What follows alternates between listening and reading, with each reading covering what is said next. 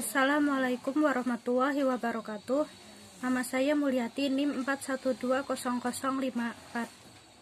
Di sini saya akan menjawab beberapa soal UAS. Yang pertama, apa yang sudah Anda pahami dari masing-masing materi UAS? Materi yang pertama yaitu Al-Quran dan Sunnah.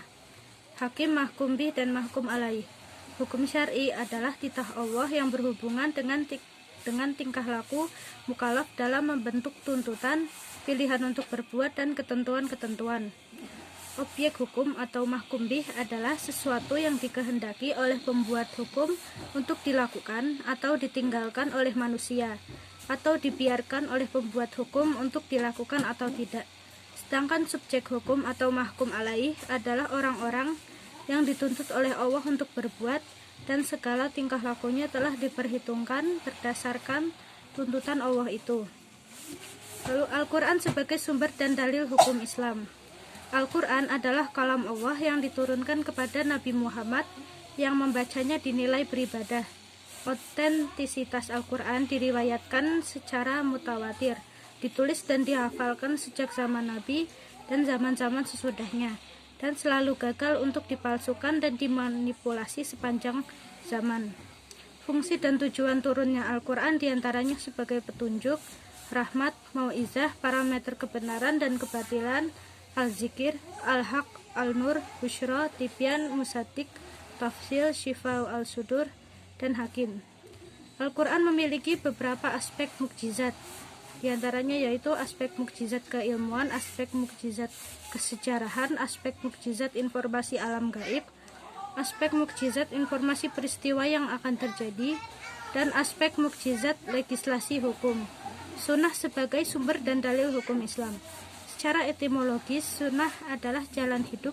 Secara terminologis adalah setiap yang keluar dari Rasulullah SAW, baik perkataan, perbuatan maupun persetujuan atau afirmasi. Lalu berikutnya, materi mengenal usul fikih. Fikih secara bahasa artinya faham, baik yang benar-benar faham, setengah faham, atau biasa saja. Fikih adalah memahami hal-hal yang samar, yang tidak bisa difahami hanya dalam sekilas. Tingkatan pengetahuan manusia yang tertinggi adalah fikih. Kemudian al-ilmu yaitu tahu, dan juga al-yakin yaitu keyakinan apa yang kita pahami. Yakin terbagi menjadi 4, yaitu yang pertama al-wahm, yaitu di mana keyakinan di bawah 25%. Lalu asyak, yaitu ragu atau keyakinan 50%. Kemudian aldon, yaitu dugaan kuat atau sekitar 75%, dan yakin yaitu 100%.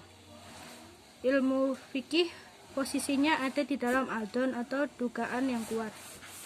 Sedangkan ilmu akidah yaitu posisinya ada pada al-yakin, karena bertauhid harus yakin.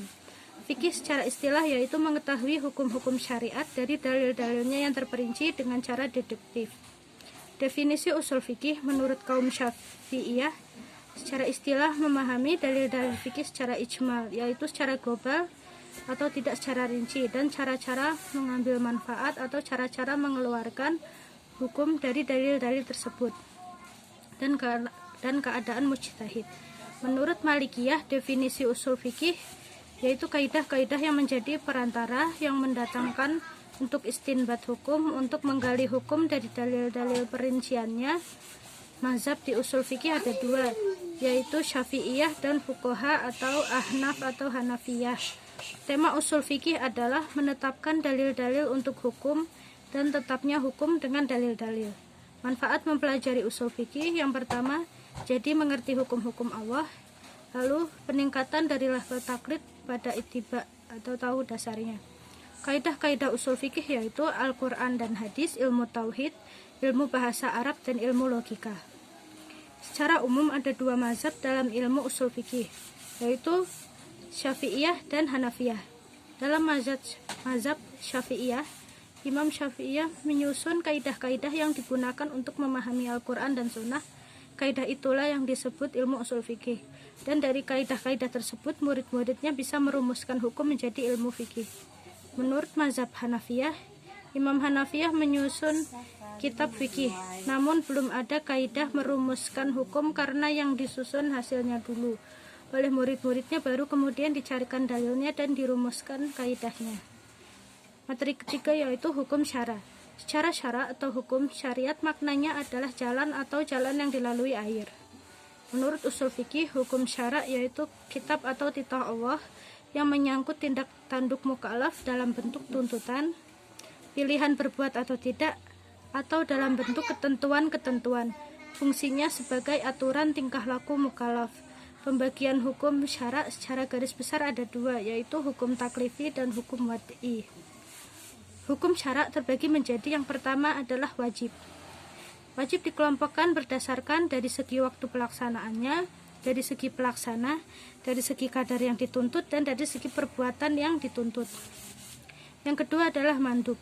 Secara lugawi, mandub adalah seruan atas sesuatu yang penting, sedangkan menurut ilmu fikih adalah tuntutan untuk melakukan suatu perbuatan karena perbuatan yang dilakukan itu dipandang baik dan sangat disarankan untuk dilakukan. Dari segi selalu dan tidaknya Nabi melaksanakan sunnah, mandub atau sunnah dibagi menjadi sunnah muakkadah dan sunnah ghairu muakkad. Dan dari segi kemungkinan meninggalkan perbuatan dibagi menjadi sunnah hadyu, sunnah zaidah, dan sunnah nafal. Yang ketiga adalah haram. Menurut ulama Hanafiyah, haram dibagi menjadi yang pertama larangan yang pasti dan ditetapkan melalui dalil qat'i yang tidak diragukan kebenarannya. Yang kedua, larangan yang ditetapkan oleh dalil zani. Haram menurut sifat memberi mudarat terbagi menjadi haram zati dan haram ardi atau ghairu zati. Yang keempat adalah karohah. Secara lugawi, karohah berarti sesuatu yang dijauhi, sedangkan menurut istilah adalah sesuatu yang dilarang. Tetapi larangan itu disertai oleh sesuatu hal yang menunjukkan bahwa yang dimaksud bukanlah haram. Karohah makruh terbagi menjadi makruh tahrim dan makruh tanzih. Yang kelima adalah mubah.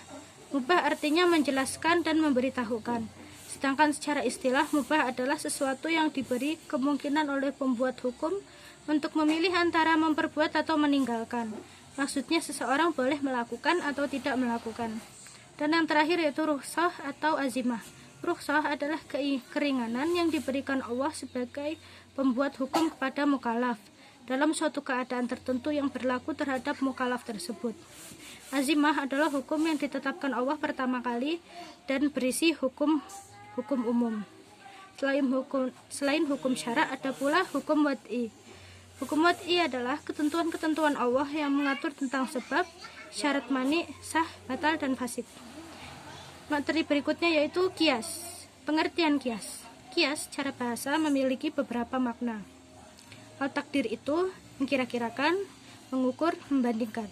Yang kedua adalah mengukur dan menyamakan, dan kemudian mengenai, dan yang terakhir mengambil contoh atau pelajaran.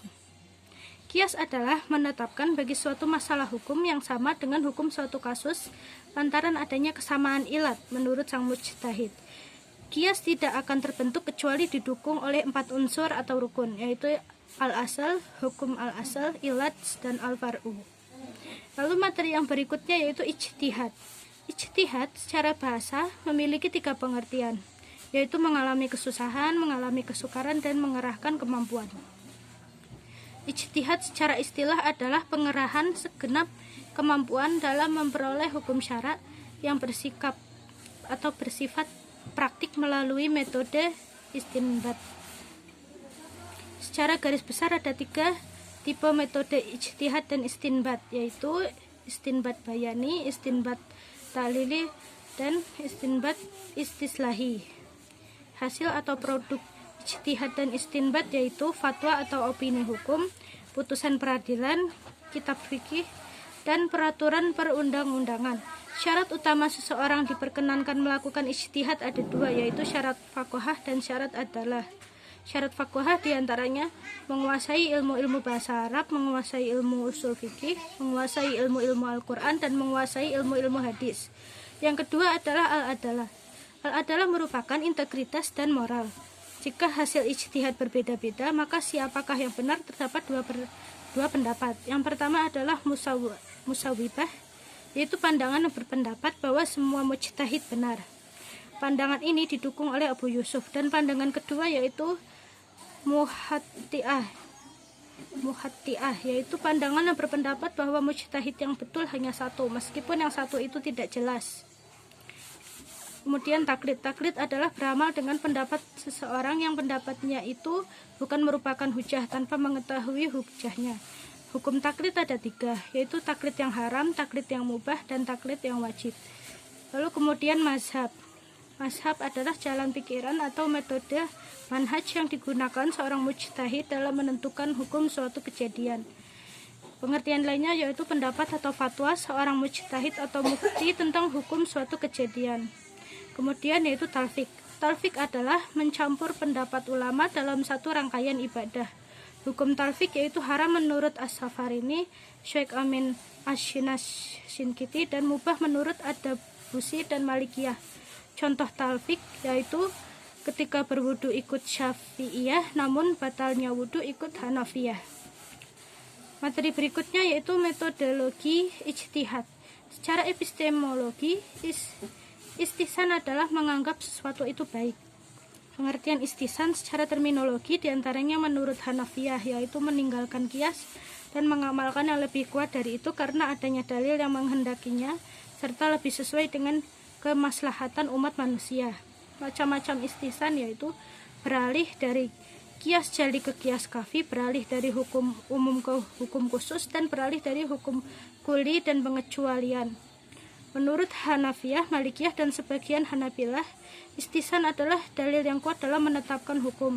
Alasan dan dasar istihsan yaitu Quran Surat Al-Baqarah ayat 135, Quran Surat Al-Zumar ayat 55, dan hadis yang berbunyi, apa yang dipandang baik oleh umat Islam, maka ia juga di hadapan Allah adalah baik. Lalu yang berikutnya, maslahah mursalah. Secara epistemologis, maslahah mursalah adalah maslahah yang terlepas, dan secara terminologis adalah setiap manfaat yang termasuk di dalam sasaran al-syar'i tanpa ada bukti yang mengakuinya atau membatalkannya. Menurut Al-Ghazali, maslahah adalah meraih manfaat dan menolak mudarat. Tujuan syara adalah memelihara 5 hal, yaitu agama, jiwa, akal, keturunan, dan harta. Maslahah memiliki beberapa tingkatan, diantaranya yaitu daruriyah, hajiyah, dan tahsiniyah.